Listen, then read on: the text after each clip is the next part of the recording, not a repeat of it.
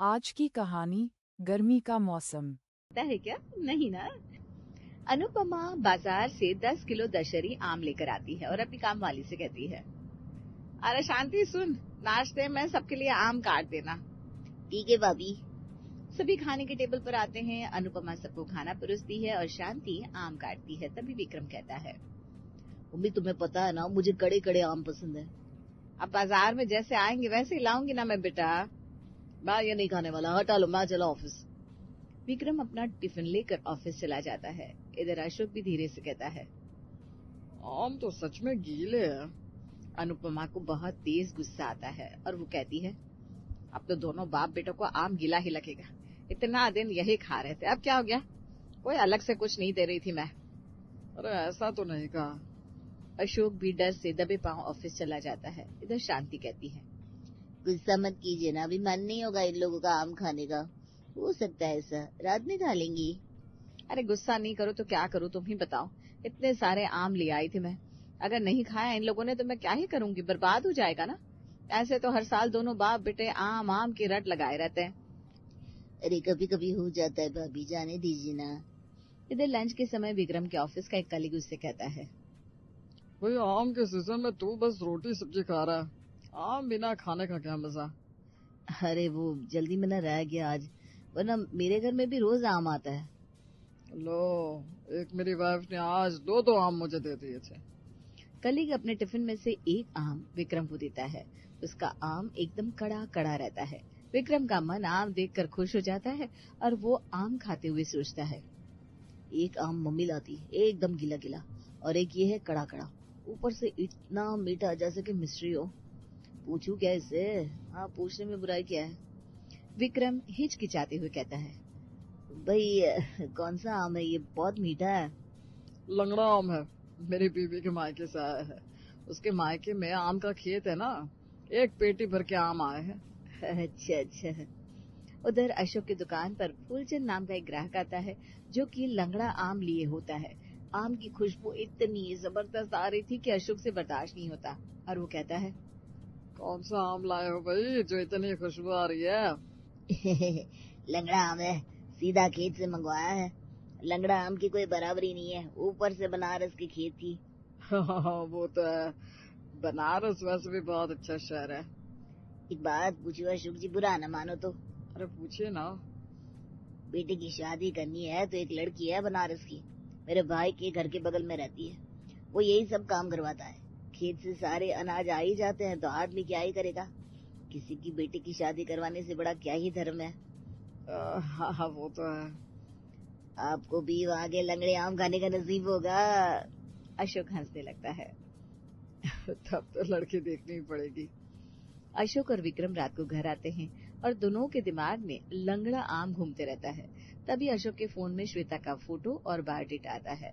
इधर अनुपमा कहती है, दोनों बाप बेटे आते ही फोन में लग जाते हैं। ये नहीं कि फ्रेश हो जाओ ताकि मैं भी आप दोनों को खाना देकर फ्री हो सकूं। अरे मुझे भी नींद आ रही है, सुबह 5 बजे उठ जाती हूँ। मैं कोई 20 साल की लड़की नहीं हूँ। अरे बाबा, तुम्हारी प्रॉब्लम का सोल्यूशन निकाल रहा हूँ। तुम्हारे बेटे के लिए लड़की देख रहा हूँ ताकि तुम्हें काम ना करना पड़े। अच्छा, मुझे भी दिखाओ। अनुपमा को श्वेता एक ही बार में पसंद आ जाती है। लड़की तो ठीक है, बात आगे चलाओ। अनुपमा खुश हो जाती है और झट से दोनों का खाना लगाती है और साथ में आम देती है। मम्मी, अब से मुझे आम मत दिया करो। मेरे ऑफिस में एक लड़का आम लाता है, वो क्या आम लाता है, ये तो इतने गीले गीले बहुत अजीब लगते हैं मुझे। अब ज्यादा नहीं बोल रहा है तू? गजब बात है, चुपचाप से खा, अब से मैं आम लेकर आने ही नहीं वाली। विक्रम और अशोक खराब मन से खाना खाते हैं। दिन बीतने लगते हैं। अशोक विक्रम और श्वेता का रिश्ता तय कर देता है। जल्दी ही दोनों की शादी हो जाती है। शादी में श्वेता गाड़ी भर भर के आम लाती है और पूरे घर में आम आम भर जाता है। तो पड़ोस की औरतें कहती हैं, क्या अनुपमा, हमें भी बहू के मायके से आया आम खिला, पूरा घर भर दिया तेरा। अरे हमारे घर में कोई आम नहीं खाता है मुझे छोड़कर। ठीक है, हमें भिजवा देना, हम तो शौक से खाते हैं। ठीक है। श्वेता और विक्रम कमरे में आराम करने चले जाते हैं। श्वेता विक्रम से कहती है, मुझे आपसे कुछ कहना है। मेरे मायके से आम आया है, वो मेरी मम्मी ने आप सबके लिए भेजा है, ना कि मोहल्ले वालों के लिए। ये लंगड़ा आम हमारे खेत का है। अच्छा, लंगड़ा आम है? तब तो मैं खुद ही नहीं देने दूंगा। मुझे और पापा को लंगड़ा आम बहुत पसंद है, तुम बेफिक्र रहो। विक्रम अगले दिन उठकर अनुपमा से कहता है, मम्मी, नाश्ते में लंगड़ा आम दे दो, मेरा नाश्ता मत बनवाना। मैं भी वही खा लूंगा, मेरा नाश्ता मत बनवाना। ऐसे तो दोनों बाप बेटों को आम नहीं भाता और आज नाश्ते में आम खाएंगे ये लोग। घर में पहले से आम पड़े हैं, वो खा लो। मैं वो नहीं खाऊंगा, मुझे वो आम पसंद ही नहीं है। मुझे लंगड़ा आम पसंद है, जो श्वेता के मायके से आया है। वो आम किसी को नहीं देंगे आप। आपको देना ही है तो आप वो आम दे दे जो आप घर में रखे हैं। अच्छा, ये कौन सी बात हुई? मैंने कोई ऐसा वैसा आम नहीं रखा है। दशहरी आम है, सेहत के लिए अच्छा होता है और बचपन से तुम यही खाते आए हो। खाते थे, लेकिन अब अच्छा नहीं लगता मुझे। आप मुझे लंगड़ा आम दे दो ना। अनुपमा दोनों बाप बेटों को आम देती है और मन ही मन सोचती है, ये सब बहू का किया धराया है। आते ही अपना रंग दिखाने लग गया। आम के जरिए मेरे बेटे को काबू में करना चाहती है, लेकिन मैं ऐसा होने नहीं दूंगी। दशहरी आम तो मैं इन लोगों को खिला कर रहूंगी, चाहे मुझे जो करना पड़े। बहू को मैं जीतने नहीं दूंगी। इतने में श्वेता आ जाती है और अनुपमा उससे कहती है, बहू तू दोपहर में खाना बना ले, अभी तो सब आम खा रहे हैं। जी मम्मी जी, मैं तो आम रोटी खा लेती हूँ। आम की ऋतु में मेरे घर में कभी भी सब्जी नहीं बनती, हम सब आम रोटी ही खा लेते हैं, लेकिन आम लंगड़ा होना चाहिए बस। बहू, लेकिन यहाँ सबको तो सब्जी चाहिए होती है। तुम दोपहर में चावल दाल और भिंडी की सब्जी बना लो। ठीक है मम्मी जी। विक्रम और अशोक अपने अपने काम पर चले जाते हैं। इधर अनुपमा मौका देखकर रसोई में जाती है और दशहरी आम का आमरस बनाकर रख देती है। आज रस पिलाकर दोनों बाप बेटों को लंगड़ा आम भुला दूंगी। बहू को पता भी नहीं चलेगा कुछ। फ्रिज में रख देती हूँ। अनुपमा आमरस बनाकर अपने कमरे में आराम करने चली जाती है। इधर दोपहर में श्वेता दाल चावल और भिंडी की सब्जी बनाती है और कहती है, पहली रसोई में तो मीठा बनता ही है, एक काम करती हूँ, आमरस बना लेती हूँ। मम्मी जी शायद बताना भूल गई होंगी, मेरे आमरस बनाने से वो खुश हो जाएंगी। श्वेता भी आमरस बना लेती है। इतने में सब खाने की टेबल पर आते हैं और श्वेता खाना लगा देती है। खाना खाते ही अनुपमा सबके लिए आमरस लेकर आती है। बिना मीठे के तो खाना अधूरा है। मैंने सोचा बहू कितना बनाएगी, तो आमरस मैंने बना लिया। मम्मी जी, मैंने भी आमरस बनाया है। अच्छा ठीक है, तब तुम्हारा वाला सब रात में पी लेंगे। सब आमरस पी लेते हैं, फिर रात में खाना खाते हैं और श्वेता का बनाया आमरस पीते हैं।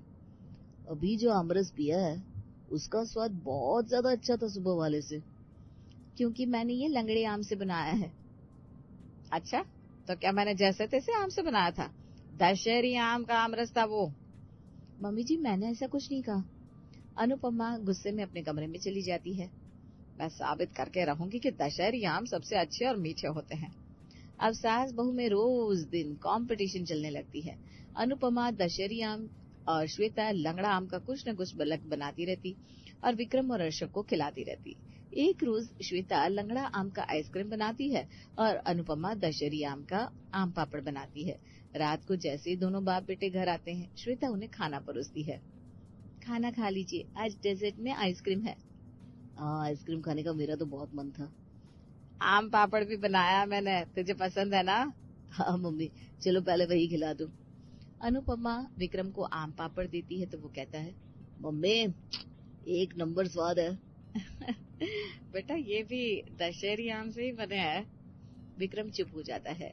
फिर खाना खाने के बाद श्वेता आइसक्रीम लेकर आती है। अशोक आइसक्रीम खाकर कहता है, कल वाली आइसक्रीम ज्यादा अच्छी थी। कल वाली दशहरी आम की थी जी। अशोक भी विक्रम की तरह चुप हो जाता है। फिर विक्रम कहता है, मम्मी सब अपनी अपनी जगह सही है। लंगड़ा आम काट कर खाने में अच्छा लगता है तो दशहरी आम की आइसक्रीम और आम पापड़, इसलिए कोई किसी से कम नहीं है। अब तुम दोनों जो भी दोगी मैं खा लूंगा बस। अब अनुपमा के घर में रोज दशहरी और लंगड़ा आम की किचकिच होनी बंद हो जाती है।